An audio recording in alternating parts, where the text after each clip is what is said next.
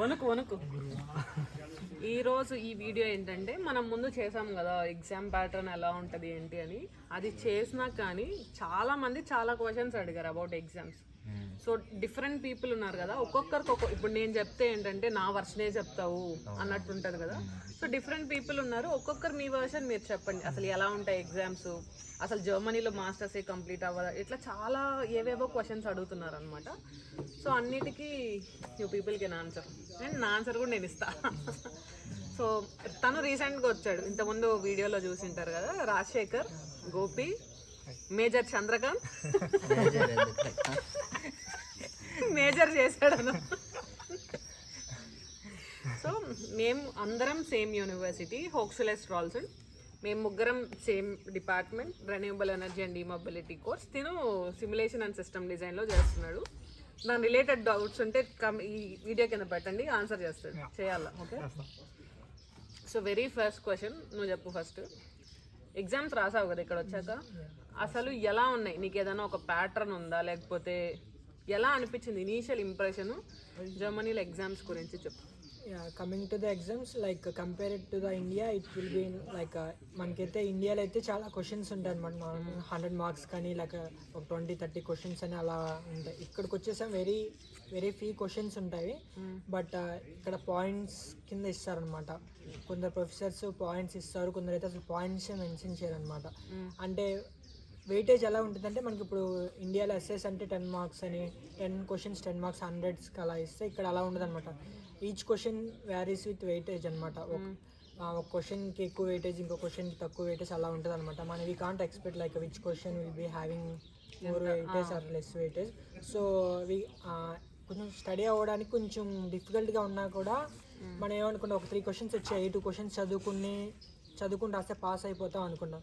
కానీ మనం అక్కడ ఎగ్జామ్ రాసిన తర్వాత ఆ 2 క్వశ్చన్స్కి మోర్ వెయిటేజ్ ఉంటుందని గ్యారంటీ ఉండదు.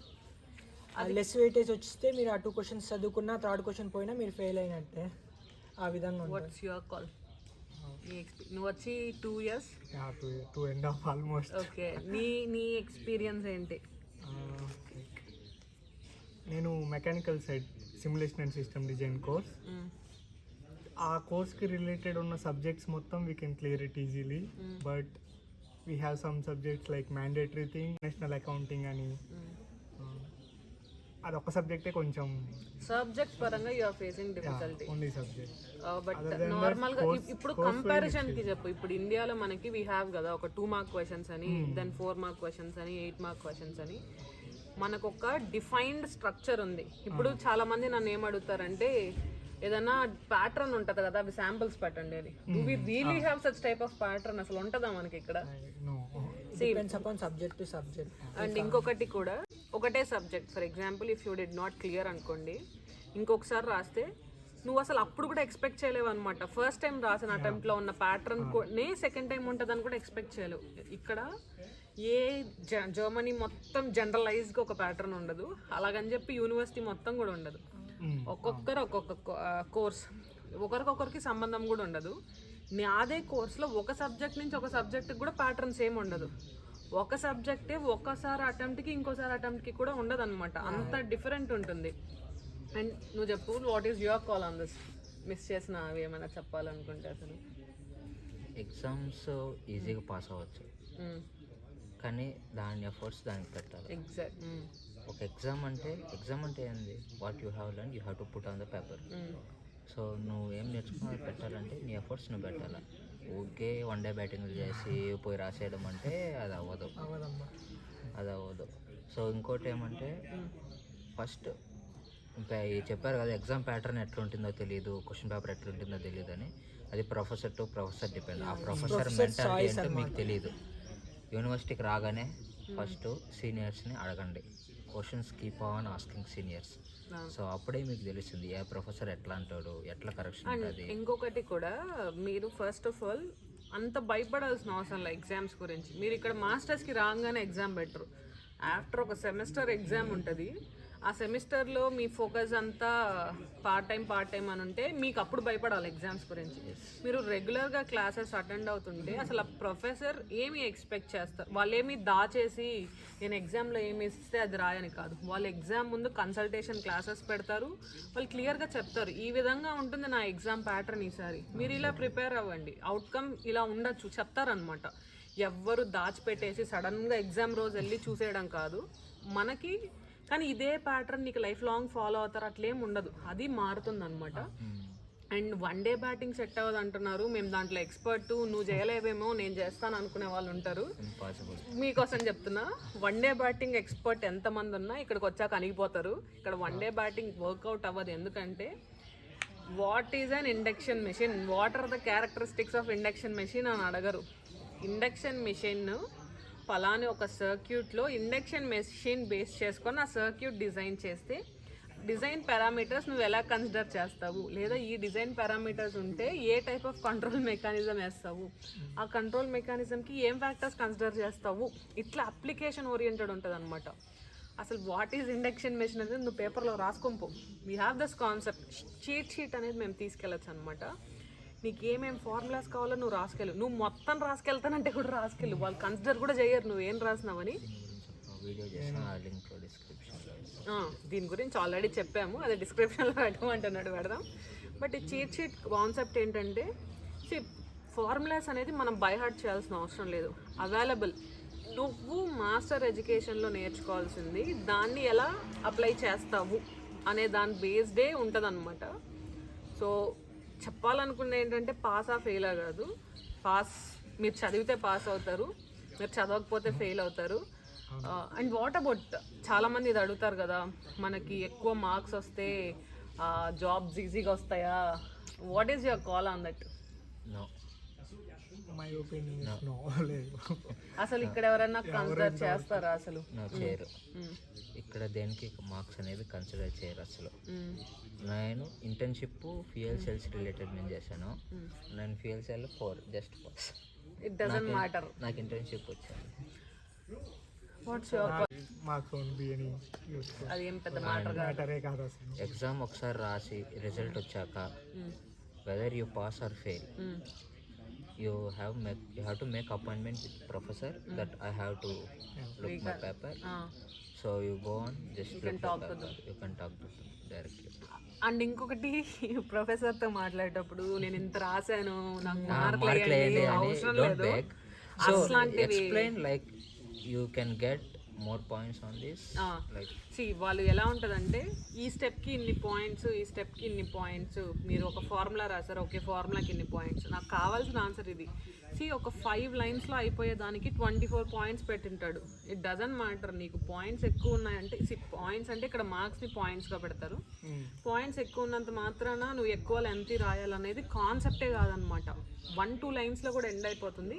బట్ ఆ 1-2 లైన్ ఆన్సర్ నువ్వు రాయడానికి దానికి లింకప్ అయిన క్వశ్చన్ ముందు ఏదో ఉంటుంది. ఒక క్వశ్చన్లో ABCD చాలా ఉంటుంది, లింకప్లో ఉంటుంది కాబట్టి దాని బేస్డ్ ఆన్సర్ ఇది ఉంటుంది నీకు. అలా కొన్ని ఉంటాయి, కొన్ని డైరెక్ట్ అప్లికేషన్ ఓరియంటెడ్. నీకు ఆ కాన్సెప్ట్ తెలిస్తే నీకు అర్థమవుతుంది అనమాట థియరిటికల్గా ఆన్సర్ ఏంటి అని. క్వశ్చన్ 1 రాస్తేనే 2 రాయగలవు, సబ్ క్వశ్చన్ 2 రాస్తేనే 3 చేయగలవు. అలా లింకప్ ఉంటుంది, దీని అప్లికేషన్ దానికి, దీని సొల్యూషన్ దానికి యూజ్ చేయండి అన్నట్లు ఉంటుంది అనమాట.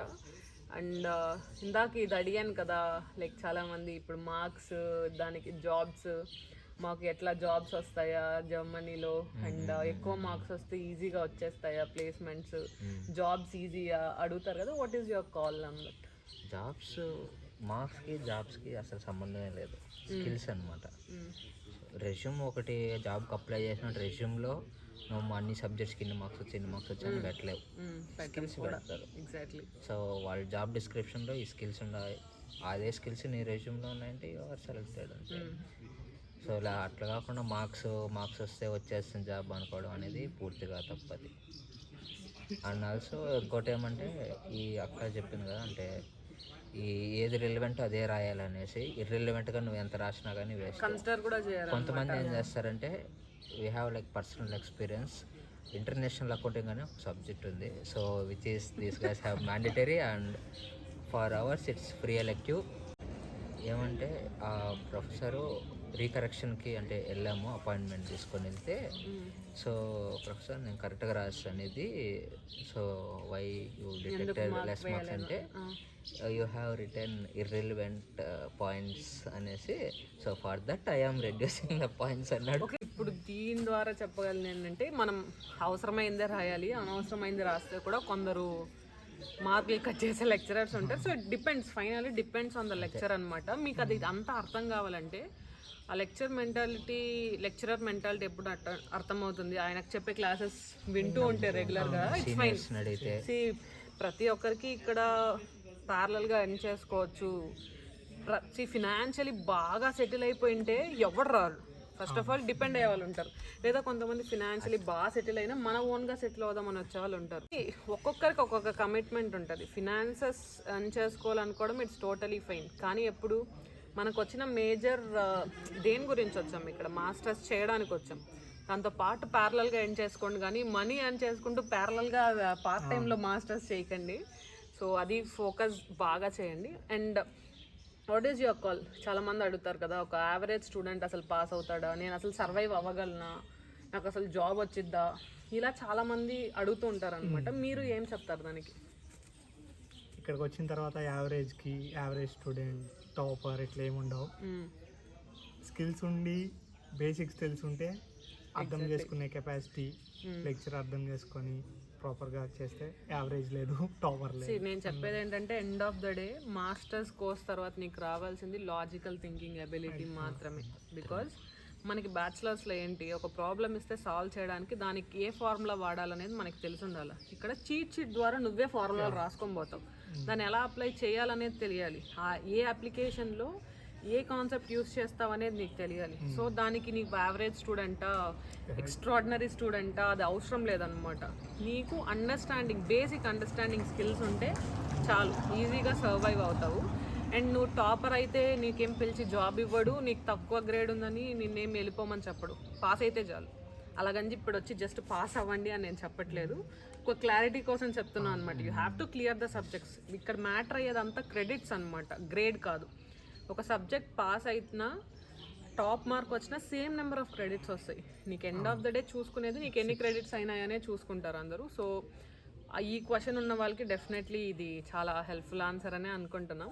ఫైనల్గా ఓవరాల్గా ఒక్కొక్కరు ఎగ్జామ్స్ అన్న ఎంటైర్ టాపిక్లో మీరు కొంచెం చిన్న సెంటెన్స్లో చెప్పాలనుకుంటే ఏం చెప్పాలనుకుంటారో చెప్పండి. Will end up this. Exams అంటే ఈజీ అనుకొని చదువుకొని రాసుకుంటే ఎగ్జాక్ట్లీ. బయట స్ప్రెడ్ అయ్యే అంత బ్యాడ్ కాదు. మీరు కానీ లెక్చరర్స్ వినకుండా జస్ట్ పార్ట్ టైమ్స్ చేసుకుంటా ముందు రోజు చదువుకుందాం అనుకుంటే క్లియర్ చేయలేరు. అలాంటి వాళ్ళే చెప్తారనమాట, సో ఇక్కడ కష్టము రాకండి అని. నిజంగా చదువుకోవాలని వచ్చినాడు ఎవడు మీరు కాన్సన్ట్రేట్ చేయండి రా అయిపోతుందని చెప్తారు, కానీ మీరు రాకండి రా అని ఎవరు చెప్పరు. ఇది నేను 100కి 200% కాకపోతే ఎంతైనా రాసిస్తా, ఎక్కడైనా నేను డివైడ్ చేస్తాను ఈ విషయంలో. అది వెరీ క్లియర్ అనమాట. It all depends on you. ఈ సిస్టంలో కష్టము, ఆ సిస్టమ్ ఈజీ అని ఏదీ లేదు. ఏ కంట్రీ అయినా ఇంతే, నువ్వు కష్టపడినంత వరకు నీకు నష్టం ఎక్కడా జరగదు. ఇఫ్ నాట్ ఇమీడియట్లీ, ఈరోజు మాస్టర్స్ అయిపోయింది రేపు జాబ్ వస్తే నువ్వు సక్సెస్ఫుల్ అని కాదు. నువ్వు నీ జాబ్ ఎంత సాటిస్ఫైడ్ అయిన జాబ్లో ఉన్నావు, ఆ జాబ్ చేస్తున్నంత వరకు నువ్వు ఎంత ఎంజాయ్గా ఉన్నావు, ఆ స్కిల్స్ నువ్వు డెవలప్, అంతే. That's how you should see success rate అనేది నా opinion. Life is keep on going, learning even though if you get job also. అంతే. ఇప్పుడు 20 years ఎక్స్పీరియన్స్ ఉన్న ఆ రోజు వచ్చిన కొత్త టెక్నాలజీ నీకు కొత్తే, నువ్వు నేర్చుకోవాల్సిందే. 20 years ఉందన్నంత మాత్రం నీకు తెలియాలని కాదనమాట. అది ఒకటి గుర్తుపెట్టుకోండి. అండ్ ఎగ్జామ్స్ పాస్ ఫెయిల్ అంటే ఇక్కడ అటెంప్ట్స్ ఉంటాయి, లిమిటెడ్ అటెంప్ట్స్. ముందు వీడియోలో చెప్పుకున్నాం, మాకు 3 attempts ఉంటాయి అనమాట. 3 attemptsలో క్లియర్ చేయకపోతే ఏంటి అంటే ఎక్స్మాట్రికులేట్ చేసి you cannot continue that course. But మీకు ఒక ఆప్షన్ ఉంటుంది, విత్డ్రా అయ్యే ఆప్షన్ ఉంటుంది అనమాట. ఫర్ ఎగ్జాంపుల్ మీరు సిగ్గా ఉన్నారు నిజంగా, లేదు అసలు ప్రిపేర్ అవ్వలేదు, మీరు ఈ సెమిస్టర్లో చెప్పిన సబ్జెక్ట్స్ ఈ సెమిస్టర్లో ఎగ్జామ్స్ రాయాలనే రూల్ ఉండదు జర్మనీలో. మీరు ఇప్పుడు అప్ టు ద మార్క్ లేరు, నెక్స్ట్ సెమిస్టర్లో రాద్దామన్నప్పుడు మీరు ఈ ఎగ్జామ్ రిజిస్టర్ అవ్వకండి. ఒకవేళ రిజిస్టర్ అయినా డీరిజిస్టర్ చేయొచ్చు. నువ్వు ఏ ఎగ్జామ్ రాయాలనుకుంటున్నావు కూడా నువ్వే డిసైడ్ చేసుకోవచ్చు అనమాట. So if you are up to the mark, give an attempt, clear అయిపోతుంది. అప్ టు ద మార్క్ అంటే కాన్సెప్ట్స్ పరంగా క్లారిటీ అలా అనమాట. If you know that if you feel confident to write the exam enough, so you can register. You can deregister it before the 1 day of the 24 examination. hours ముందు చేయొచ్చు. ఒకవేళ అప్పుడు దాకా చదువుకోవచ్చు. మీకు కాన్ఫిడెంట్ ఉంటే ఎగ్జామ్ రాయండి, లేదంటే ఆ ముందు రోజే డీరిజిస్టర్ అవ్వచ్చు. అంతేగాని అటెంప్ట్స్ మిస్ చేయాలి. దట్ ఈస్ వెరీ ఇంపార్టెంట్ అనమాట. వేస్ట్ చేసుకోవడం బాగుంది. అండ్ ఇంకోటి చాలా మంది ఇది అంటారు కదా, లైక్ 2 years లో మాస్టర్స్ అవ్వదంట కదా అని. I will show people who completed in 2 years. At the same time I'm live example who completed in 3 years. అది డిపెండ్స్ అనమాట, పెరుగుతూ ఉంటుంది. It doesn't matter. ఇప్పుడు నాకు నా మాస్టర్ థీసిస్ సబ్మిషన్ కాకముందే నాకు జాబ్ వచ్చింది.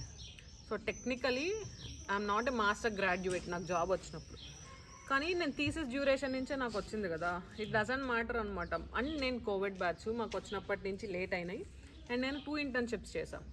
చాలామంది ఇది కూడా అడుగుతారు, అసలు లైక్ ఎక్స్పీరియన్స్తో రావాలా, 1 year ఇండియాలో వర్క్ చేసి వస్తామంటే డూ యూ రియలీ థింక్ ఆ 1 yearలో మీరు నేర్చుకుంటారా స్కిల్స్? బెంచ్ పైన సగం ఉంటారు ఇండియాలో. మీకు అది టైం వేస్ట్ అవుతుంది అనమాట. నిజంగా మీరు ఒక ప్రొఫెషనల్ లైఫ్లో ఆల్రెడీ ఉండి మీకు వర్త్ అనిపిస్తుంది, ఎవ్రీడే ఒక న్యూ లెర్నింగ్ ఉందన్నప్పుడు మీరు దాన్ని గెయిన్ చేసుకొని దాన్ని ఇంప్లిమెంట్ చేద్దాం అనుకొని వస్తే అది ఓకే. నాకు జస్ట్ జాబ్ వచ్చింది, ఒక 1 year వర్క్ చేసి వస్తా అంటే అకార్డింగ్ టు మీ ఆ 1 year టైం వేస్ట్ అనేది నా opinion. It's just my opinion. ఇదే పర్ఫెక్ట్ అని కాదు. ఇక్కడికి వచ్చి ఈ మాస్టర్ డ్యూరేషన్లో ఇంటర్న్షిప్స్ చేసుకోండి. ఎక్స్ట్రాగా ఇంటర్న్షిప్ కూడా వర్క్ ఎక్స్పీరియన్స్ కింద కౌంట్ అవుతుంది. మీరు ఎన్ని ఇయర్స్లో మాస్టర్స్ కంప్లీట్ చేస్తున్నారు అనేది చూడకండి.